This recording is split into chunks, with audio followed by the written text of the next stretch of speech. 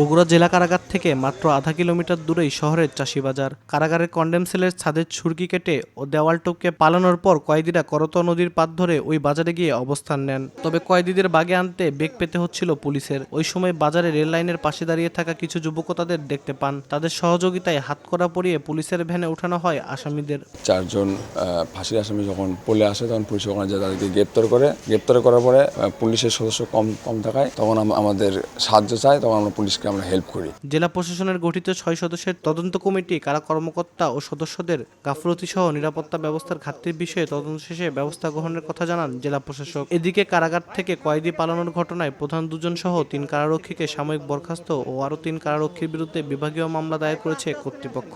পাশাপাশি অতিরিক্ত কারা মহাপরিদর্শক কর্নেল শেখ সুজাউর রহমানের নেতৃত্বে 3 সদস্যের তদন্ত কমিটি গঠন করা হয়েছে।